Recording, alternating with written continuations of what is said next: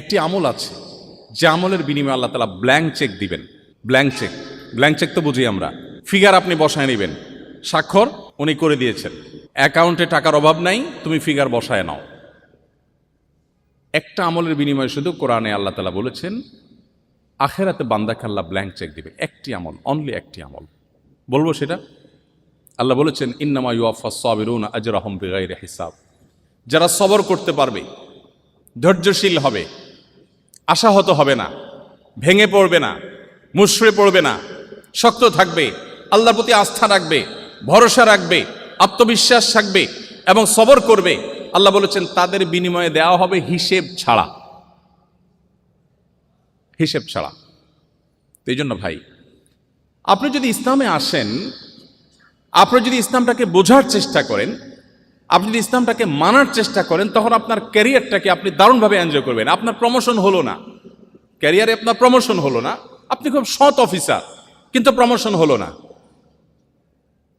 বেঈমানের কাছে কোনো সান্ত্বনা আছে? যার আখিরাতের প্রতি বিশ্বাস নাই তার কাছে কোনো সান্ত্বনা আছে? আমি একজন সৎ মানুষ, বাট প্রমোশন হয় নাই, মানে এর চেয়ে বড় ট্র্যাজেডি আর কি হতে পারে? আপনার কাছে তো এর চেয়ে কষ্টের কিছু, আপনি শেষ হয়ে যাবেন ভিতরে ভিতরে ঘুরে ঘুরে। তার কোনো সান্ত্বনা আছে? কিন্তু ইমানদারের সান্ত্বনা আছে না নেই? আছে না নেই?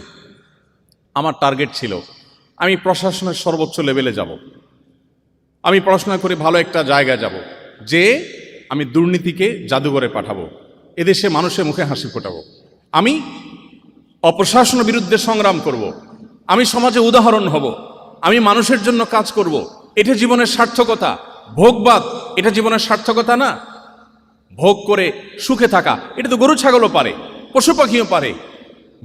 ভোগবাদের বিপরীতে দাঁড়িয়ে ত্যাগের মধ্য দিয়ে মানুষের মুখে হাসি ফোটানো এবং তার বিনিময়ে আবার আল্লাহর কাছ থেকে রিওয়ার্ড আসা, এটা তো আমার জীবনে অনেক বড় একটা টার্গেট। এই টার্গেট যদি আমি ফুলফিল নাও করতে পারি, আমার প্রমোশনই হলো না, চাকরিটাই হলো না, জায়গা মতো যেতেই পারলাম না, ইমানদারের সান্ত্বনার জায়গা হলো নবীজি বলেছেন মানহাম্মা বিহাসানাতিন ফালাম ইয়ামালহা। কেউ যদি কোনো ভালো কাজ করবার সংকল্প করে কিন্তু করতে না পারে, আল্লাহ তাআলা তাকে ওই কাজটা করার যেহেতু ইচ্ছার কোনো ত্রুটি ছিল না, কিন্তু সে পারে নাই, তার প্রমোশন হয় নাই, তার চাকরিটা হয় নাই, ব্যাটে বলে হয় নাই, তার স্বপ্ন ছিল, তার ইচ্ছা ছিল, ইচ্ছাতে কোনো খাদ ছিল না, সে সঠিক সিদ্ধান্ত গ্রহণ করেছে বাট হয়ে ওঠেনি। নবীজি বলেছেন কুতিবাত লাহু হাসানা। সে যা নিয়ত করেছে ওটা নিয়ত করে করলে যা সওয়াব পেত, নিয়ত করে সেটা করতে না পারলেও আল্লাহর কাছে সমপরিমাণ সওয়াব লাভ করবে। আপনি যদি মুসলিম হন, আপনার জীবনে প্রমোশন না হলে, চাকরি না হলে আপনি সান্ত্বনা খুঁজে পাবেন। চাকরি হয় না তাতে কি সব এক চুলও কম হবে না, আল্লাহ আমাকে পাই করে দিবেন, ঘোষণা দেওয়া আছে, কারণ আমার ইচ্ছা কোনো ত্রুটি ছিল না। কিন্তু যদি আপনি ইমানদার না হন, আপনি যদি বেঈমান হন, তাহলে সেক্ষেত্রে আপনার কোনো সান্ত্বনা না, আপনি ও স্যাড বলে আপনি মন খারাপ করবেন, কিন্তু আপনার কিছু করার থাকবে না, আপনি অসুস্থ হবেন। এই জন্য পৃথিবীতে কেউ যদি সুখ চায়, আল্লাহ কোরআনে এমনিতে বলেন নাই আলা বিযিক্রিল্লাহি তাতমাইন্নুল কুলুব। যদি কেউ সুখ চায়, কেউ যদি মানসিক প্রশান্তি চায়, সেজন্য আল্লাহর স্মরণ করে। আল্লাহর স্মরণ করলে তার অন্তর এমনিতেই প্রশান্ত হয়ে যাবে। আল্লাহ আমাদের সবাইকে মুসলমান হওয়ার তৌফিক দান করুন। প্রিয় ভাইয়েরা আমার, আমাদের সবচেয়ে বড় পরিচয় আমরা মুসলমান, এই পরিচয়টা আজ হারিয়ে গেছে।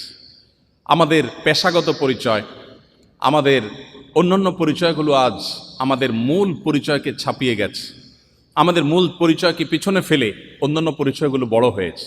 যদি কারোর এই আইডেন্টিটিটা সে ঠিক রাখতে পারে, কেউ যদি তার মুসলমানিত্বের পরিচয়টাকে সে অত্যন্ত গভীরভাবে নিজের ভেতরে ধারণ করতে পারে, তাহলে তার জীবনটা, পুরো জীবনটা একটা জান্নাতি জীবনে পরিণত হবে। সে জীবনের প্রতিটি মুহূর্তকে এনজয় করবে।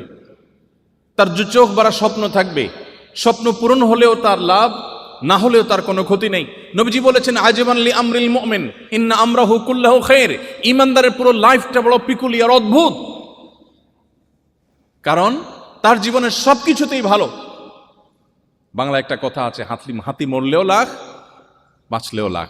ঈমানদারের জীবনটা এরকম। নবীজি বলেছেন ইন আসাবাহু খায়রুন, ঈমানদারের জীবনে যদি কোনো অ্যাচিভমেন্ট হয়, শাকারা, সে আল্লাহ শুকরিয়া আদায় করে, বিনিময়ে সে আল্লাহর কাছে রিওয়ার্ড পায়। একদিকে সে পাইলো, আপনি পড়াশোনা করেছেন, চাকরিটা জায়গা মতো পাইলেন, আল্লাহ আপনাকে বড় পদে বসাইলেন, আপনার প্রত্যাশার চাইতে বেশি দিলেন, আপনি আল্লাহর কাছে শুকর আদায় করে বললেন আল্লাহ তোমার কৃতজ্ঞতা আদায় করছি, তুমি আমাকে দিয়েছো, তুমিই দিয়েছো। তাহলে একদিকে পাইলেন, আবার আল্লাহ শুকরিয়া আদায় করলেন, শুকরিয়ার বিনিময়ে সওয়াব আছে না নাই? আচ্ছা। আর যদি আপনার প্রত্যাশা পূরণ না হয়, প্রত্যাশা পূরণ হলো না, ওয়াইন আসাবাহু শাররুন, তার জীবনে যদি কোনো ক্ষতি এসে পড়ে, সবারা, ইমানদার সবর করে, কারণ আল্লাহ নির্দেশ করেছেন বিচলিত হওয়া যাবে না, সবর করতে হবে, তাহলে আল্লাহ বিনিময় দিবেন যে ব্লাঙ্ক চেক, তাহলে সে সবর করে। বিপদ আসছে, তার প্রত্যাশা পূরণ হয় নাই, নেগেটিভ দিক, কিন্তু সে সবর করছে, বিনিময় আল্লাহর কাছ থেকে ব্লাঙ্ক চেক পেয়েছে। ডিলটা কি লাভের হলো না লসের হলো? লাভের না লসের? তাহলে ইমানদারের জীবনে লসের কোনো প্রজেক্ট আছে? কোনো প্রজেক্ট নেই।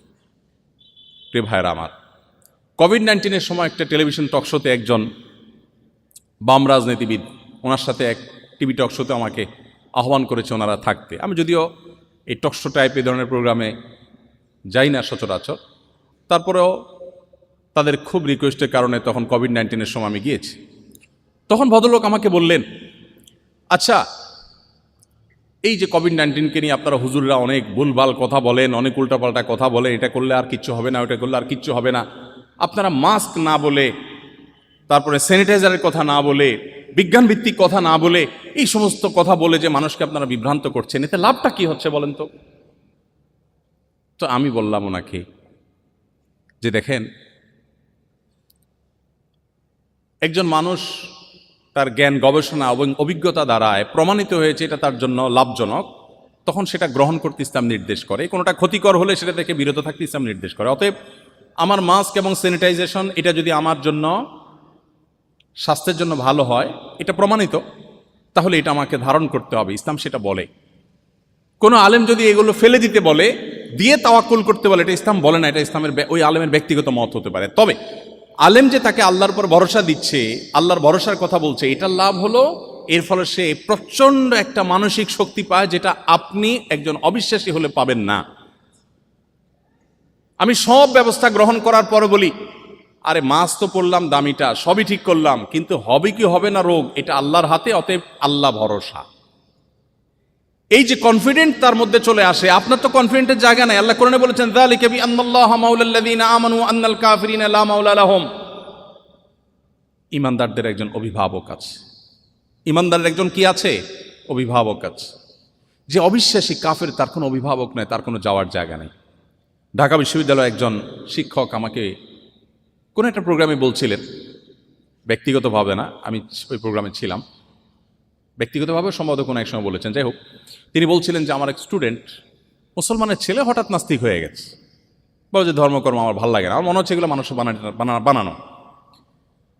তো ছেলেকে কিছু বোঝানোর চেষ্টা করলাম, কিন্তু সে খুবই অ্যারোগ্যান্ট, কোনোভাবে বোঝার চেষ্টা করলো না, এবং সে নাস্তিক্যবাদের উপরে তার দিনাতিপাত করা শুরু করলো।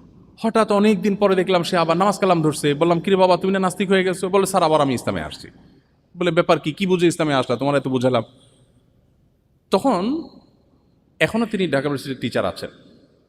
তখন তিনি বললেন যে আমাকে ও বলল, ওই ছেলেটা বলল, স্যার, সত্যি বলতে কি, আমার কাছে সবই অহেতুক এবং মিছে মনে হয়েছে, কিন্তু নাস্তিক্যবাদে যাওয়ার পর আমি জীবনের কোনো মানে খুঁজে পাচ্ছিলাম না। আমি কেন বেঁচে আছি, আমার জীবনের লক্ষ্য কি, উদ্দেশ্য কি? খেয়ে পরে বেঁচে থাকা, গরু ছাগল তো বেঁচে থাকে, তো আমার আর তার মধ্যে পার্থক্য কি? সেও মাটি হয়ে যাবো, আমি মাটি হয়ে যাব, তো আমার আর তার মধ্যে ডিফারেন্সটা কোথায়? আর সবচেয়ে বড় কষ্টের জায়গা হলো, স্যার, তার বক্তব্য, আমি কিছু কিছু সিচুয়েশনে এসে অনেক মনোবেদনায় ভুগি। একান্তে একটু কারোর সাথে কথা বলতে মন চায় একটু মন খুলে কারোর সাথে আলাপ করব, দুঃখের কথা কারোর সাথে শেয়ার করব, অনেক মন চায়। কিছু কথা আছে না ভাই, পৃথিবীর কারোর কাছে বলে শান্তি নাই, আছে না? বউয়ের কাছে বলেও শান্তি লাগে না, বাপমার কাছেও না, বন্ধু বান্ধবের কাছেও না। এরকম কিছু সিচুয়েশন আসে না মানুষের জীবনে, মনে দুঃখ, কষ্ট, একান্তে একটু কথা বলতে চায়। তো সে যুবক বলল, স্যার, আমি সেই মানুষটাকে বা সেই সত্তাটাকে খুঁজছিলাম, কার কাছে একটু মন খুলে কথা বলবো, বাট আমি যখন নাস্তিক হয়ে গেলাম, আমি কোনো অবলম্বন পাচ্ছিলাম না, কাকে বলবো, কোনো মানুষের কাছে বলে আমি শান্তি পাচ্ছিলাম না। আমি সেজন্য ইসলামে ফিরে আসলাম। এখন আমার কোনো দুঃখ, কোনো বেদনা যেটা কারোর সাথে শেয়ার করবার মতো না, সেটা আমি তাহাজ্জুদে দাঁড়িয়ে নামাজের সেজদায় গিয়ে বিড়বিড় করে মনের গভীর থেকে যখন আমার সৃষ্টিকর্তাকে স্মরণ করে আল্লাহর উদ্দেশ্যে নিবেদন করি, আল্লাহর সঙ্গে কথা বলি, আমি খুব প্রশান্তি অনুভব করি, আমি খুব শান্তি পাই। আমার মনের এই সুখটা পৃথিবীর কোনো শক্তি আর দিতে পারবে না, এটা নিশ্চিত হয়ে গেছে। সেজন্য আমি ইসলামে ফিরে এসেছি। ভাইরা আমার, আপনাদের কেরিয়ার, আপনাদের শিক্ষা জীবন থেকে কর্মজীবন পর্যন্ত আপনার ধর্মীয় পরিচয়, আপনার দাওয়াতি রোড ম্যাপ, এই সব কিছু নির্ভর করে আপনার আইডেন্টিটির উপরে। হু আর ইউ, আপনার পরিচয়টা আসলে কি? আমাদের পরিচয়, আমরা গোলাম, আল্লাহর গোলাম। কার গোলাম? আল্লাহর গোলাম।